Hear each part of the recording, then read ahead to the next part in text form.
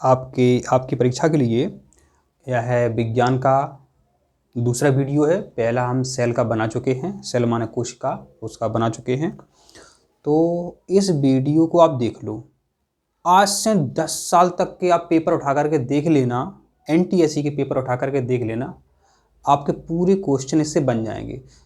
जितने में सिलेक्शन होता है उतने तो बन ही जाएंगे। दूसरी बात, जिनका विज्ञान कमज़ोर है, ऐसे कक्षा 10 के छात्र हैं, वो सामाजिक विज्ञान कमज़ोर है, हिंदी है, तो इनके लिए सिर्फ 10 वीडियो कंप्लीट कर लो। तो उनके वीडियो अलग हैं। आपके कक्षा 10 के विज्ञान के भी 10 वीडियो हैं, सामाजिक विज्ञान के भी 10 हैं और हिंदी के भी 10 हैं, ओनली 10। और एक वीडियो कितने मिनट का है? 30 मिनट का है बस। अगर आपने एक वीडियो देख लिया तो आप 70% से अधिक बना ले जाएंगे सिर्फ उन्हीं वीडियो को देखने से। तो वो वीडियो आप ज़रूर देखें, ठीक है। तो अपन इस पर चर्चा कर लेते हैं। हमने इसमें कुछ टॉपिक देखे हैं जिनसे परीक्षा में प्रश्न पूछे गए हैं। कुछ टॉपिक हमने यहाँ पर लिख लिए हैं, उन टॉपिक पर अपन चर्चा करते हैं, ठीक है। चलो शुरू करते हैं। तो बच्चों देखो, आप सभी जानते हैं प्रत्येक जीवन की इकाई अपन है। अपने जीवन की इकाई क्या है? कोशिका है, ठीक है। तो कोशिका पर हमेशा प्रश्न आता है। ऐसी कोई परीक्षा नहीं है जिस पर कोशिका पर प्रश्न ना पूछा जाए, ठीक है। इस सेल होती है कोशिका। तो कोशिका सभी जीवधारियों की संरचनात्मक और क्रियात्मक इकाई होती है। मतलब आपका शरीर अच्छा है, बुरा है, कमजोर है, जैसा भी है, सब इसी की करामात है, सब इसी की करामात है।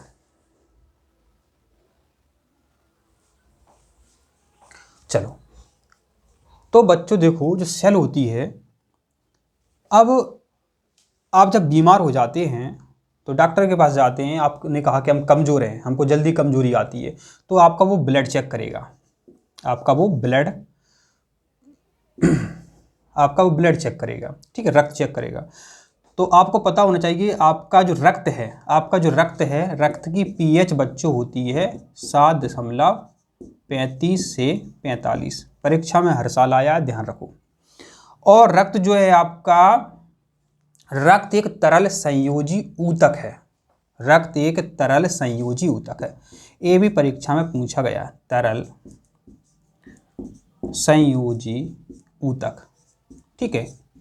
परीक्षा में ऊतक भी लिखा आ सकता है, तो ये होता है। दूसरी बात, बच्चों आपका जो ब्लड है ये परिवहन करता है। आपका जो बच्चों हृदय है, क्या है? हृदय जो है बच्चों आपका एक पंप की तरह काम करता है, एक पंप की तरह काम करता है। तो हृदय में क्या होता है बच्चों? हृदय से एक ऐसी आपकी नली जाती है। कहाँ जाती है बच्चों? फेफड़ों में जाती है। कहाँ जाती है? फेफड़ों में। समझ रहा बात? ये फेफड़ों में आपकी एक नली जाती है, ठीक है। इसे बोलते हैं फुफ्फुस धमनी। परीक्षा में पूछा जाएगा, बता दो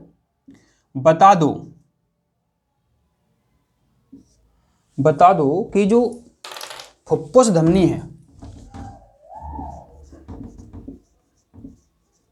फुफ्फुस धमनी क्या करती है? तो जो फुफ्फुस धमनी है बच्चों, ये रक्त ले जाती है हृदय से फेफड़ों में, ठीक है। अब फेफड़ों में बच्चे क्या है, अपन श्वसन करते हैं। अपन क्या करते हैं? श्वसन। ध्यान रखना, क्या करते हैं? श्वसन माने सांस लेते हैं, श्वसन करते हैं, ठीक, श्वसन करते हैं अपन।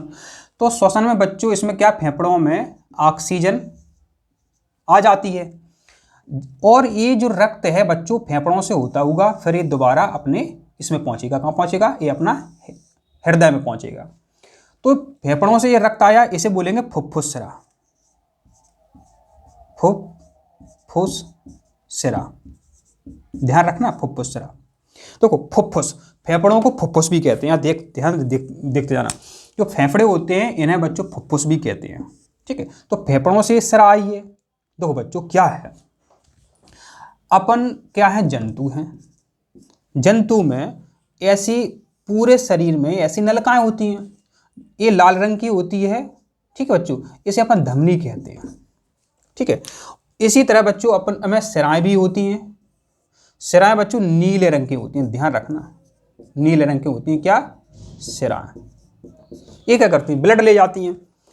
अब आपने हमेशा याद किया है कि धमनी में बच्चों शुद्ध रक्त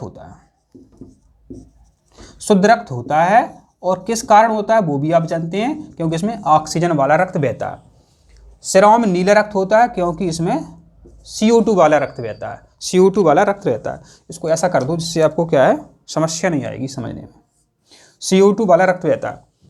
अब आपने हमेशा यही पढ़ा है कि धमनी में शुद्ध रक्त बहता है, जिंदगी भर से आप यही पढ़कर चले आ रहे हैं कि धमनी में शुद्ध रक्त बहता है। परीक्षा में पूछेंगे कि फुफ्फुस धमनी में कैसा रक्त बहता है, आप तुरंत कह दो शुद्ध रक्त। तो फुफ्फुस धमनी में बच्चों अशुद्ध रक्त बहता है।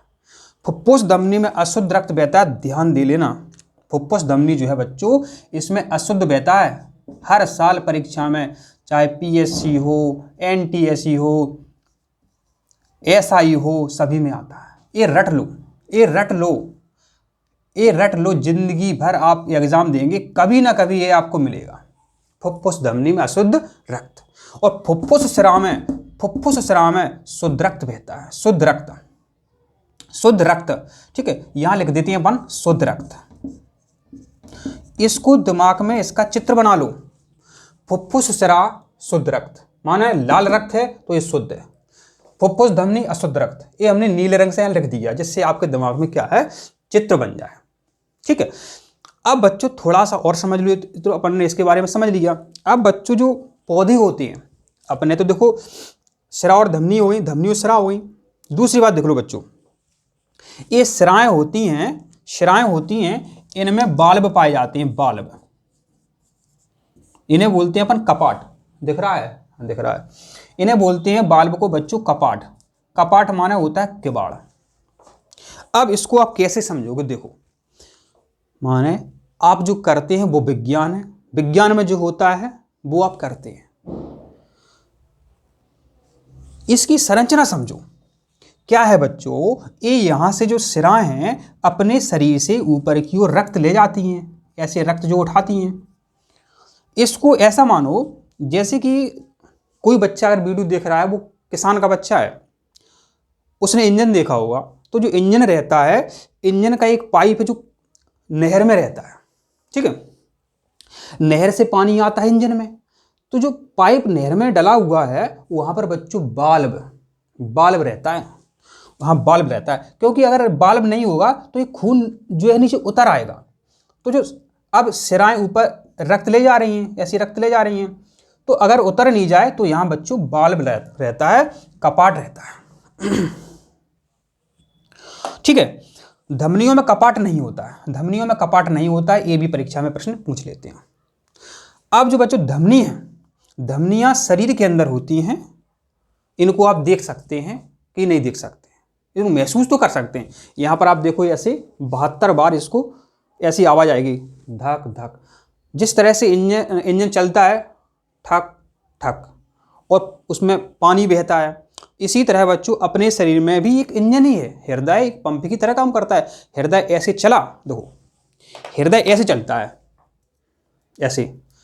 जब वो ऐसा करेगा तो रक्त बहेगा, और अपने यहाँ जो धमनी है वो ऐसी ऐसी होगी, ऐसी ऐसी ऐसी होगी। इसको महसूस करना, 72 बार ये धड़कती है।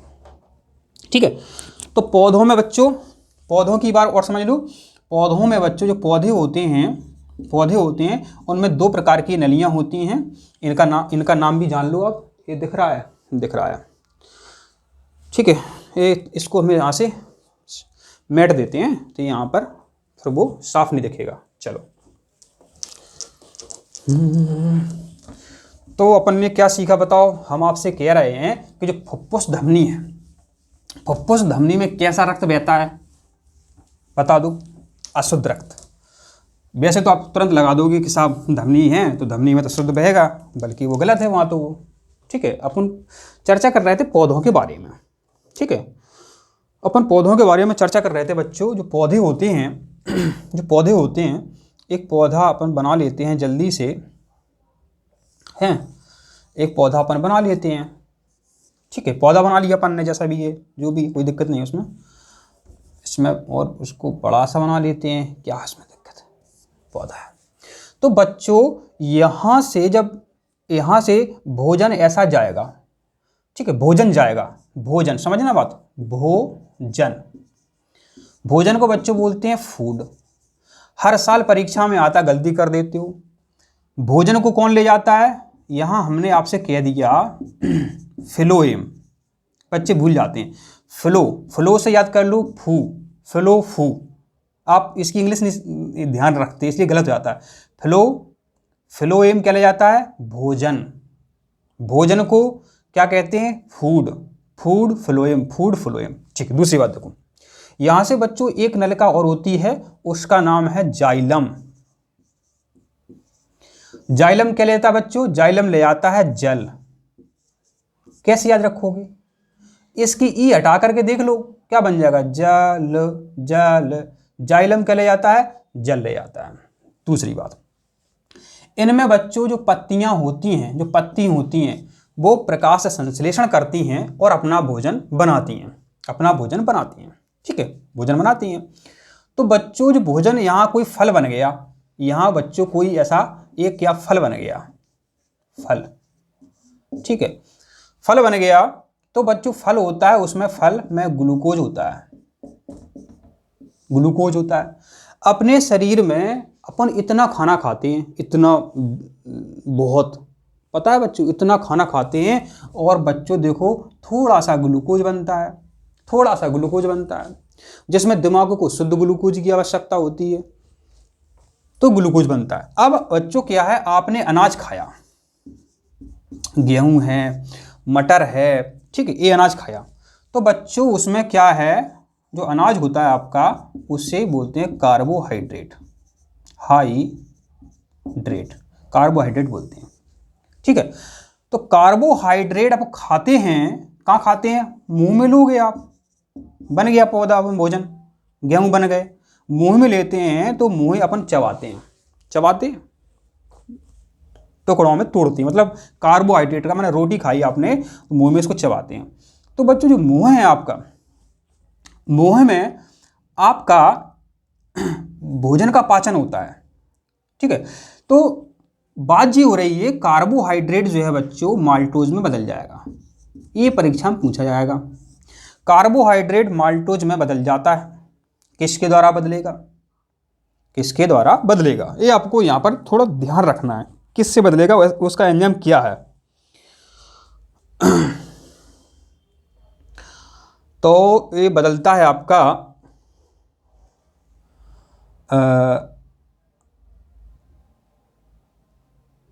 ये बदलता है आपका, ये बदलता है टाइलिन से, ध्यान रखना, अभी याद करवा रहे हैं हम। टाइलिन, कार्बोहाइड्रेट को माल्टोज में कौन बदलता है, टाइलिन बदलता है। इसको याद करवाते नहीं, भूल जाओगे क्या मतलब उस चीज का, याद ना हो कोई चीज। कार्बोहाइड्रेट को कार्बोहाइड्रेट को बच्चों अपन स्टार्च भी कहते हैं, इतना भी ध्यान रख लो, ये दोनों एक ही चीजें। तो बच्चों इसको माल्टोज में बदलेगा, ये आप रोटी खाएंगे तब, एकदम तो ये पचेगा नहीं, पचेगा। तो परीक्षा में ऐसा प्रश्न आएगा, कार्बोहाइड्रेट को माल्टोज में कौन बदलता है, स्टार्च को माल्टोज में कौन बदलता है। ठीक है, तो बच्चों ये बदलता है टाइलिन, टाइलिन एंजाइम बदलता है। याद कैसे रखोगे, वो ही तो सबसे बड़ी बात है, तो याद रख लो। एक नाम बता रहा है आपको, हम इंपॉर्टेंट नाम बता रहा है, इंपॉर्टेंट, यहाँ पर, यहाँ लिख दे रहा है, यहाँ लिख दे रहा है, यही लिख दे रहा है, सुमित, सुमित याद रख लो, सुमित याद रख लो, तो आप इसका उत्तर जिंदगी भर नहीं भूलोगे, सुमित। सा से याद कर लिया, माने ये आपका स्टार्च हो गया, स्टार्च को माल्टोज में बदला, ये आपका माल्टोज हो गया, तो माने टाइलिन। स्टार्च को माल्टोज में कौन बदलता है, टाइलिन। सुमित, सुमिता, हो सकता है एक आध स्टूडेंट हमारा सुमिता नाम का हो, ठीक है, सुमिता नाम का स्टूडेंट हो। तो इस परीक्षा में हमेशा पूछा जाता है, कार्बोहाइड्रेट को या स्टार्च को माल्टोज में कौन बदलता है, तो टाइलिन एंजाइम बदलता है। ठीक है, दूसरी बात, ये भोजन आप खाते हैं, पाचन करते हैं, तो आपके मुंह में लार बनती है, लार बनती है कि नहीं बनती, लार। तो लार्वी भोजन को पचाने का काम करती है और बैक्टीरियाओं को मारने का काम करती है। अब कहोगे सर बैक्टीरिया क्या चीज़ होती है, बैक्टीरिया क्या चीज़ होती है, बैक्टीरिया आपको जानना जरूरी है। ठीक है, तो पौधों के बारे में अपन चर्चा कर रहे थे, ठीक है, यहाँ अपन समझ गए। तो बच्चों जो भोजन है अपना जो भोजन है वो आपका कहाँ जाएगा, खाने के बाद अपना भोजन जो बच्चों लिवर में जाएगा, लिवर में पहुँचेगा। लिवर को बच्चों अपन बोलते हैं यकृत। यकृत जो है बच्चों जब लास्ट में ग्लूकोज बन गया है, एक्स्ट्रा जो ग्लूकोज होता है उसको ग्लाइकोजन के रूप में ये रख लेता है। कौन? यकृत, लिवर यकृत। पूछा जाएगा परीक्षा में कि ये बताओ ग्लूकोज को ग्लाइकोजन के रूप में कौन रख लेता है? लिवर रख लेता है। जिस तरह से बच्चों कोशिका में माइटोकॉन्ड्रिया होता है, माइटोकॉन्ड्रिया को कोशिका का ऊर्जा ग्रह कहते हैं, कोशिका का पावर हाउस कहते हैं, कोशिका का विद्युत ग्रह कहते हैं। अब क्यों सर हम भूल जाते हैं माइटोकॉन्ड्रिया? अच्छा ये बताओ, आपके घर में माई होती हैं, माई माने मम्मी माने माता जी। आपकी जो माई है तो वो क्या करती हैं? भोजन बनाती हैं, तभी तो आपको ताकत आती है। तो कोशिकाओं की माई भी होती है, मेरी माई। तो जिस तरह से कोशिका की माई माइटोकॉन्ड्रिया होती है, आपकी माई आपकी मम्मी है, वो भोजन बनाती हैं तो आप काम करते हैं। कोशिकाओं में माइटोकॉन्ड्रिया भोजन बनाता है तो कोशिकाएं काम करती हैं। कोशिकाओं में बहुत सारे अंग होते हैं। तो माइटोकॉन्ड्रिया में जब ऊर्जा बन जाती है तो वो भी इकट्ठा करता होगा। बाई चांस ऐसे आप मेहनत करते हो, अपने 500 रुपये कमाए, 300 खर्च कर दिए, 200 बचा लिए, जेब में रख लिए।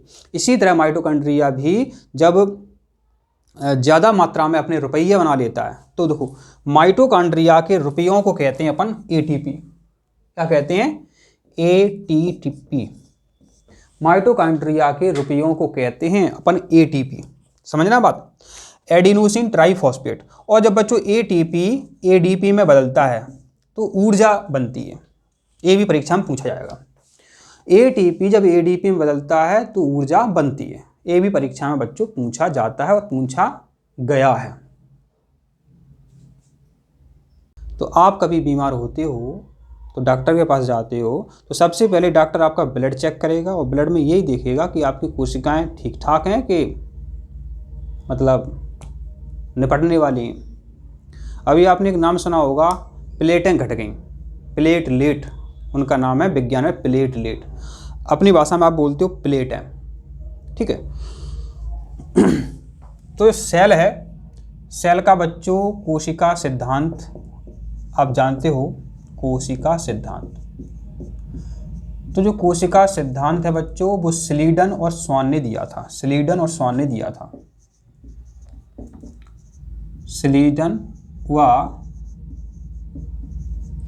दिया था। ठीक है, ध्यान रखें। तो इन्होंने कहा था कि एक कोशिका से ही सभी कोशिकाओं की उत्पत्ति होती है, ये इन्होंने कहा था। लेकिन बच्चों वायरस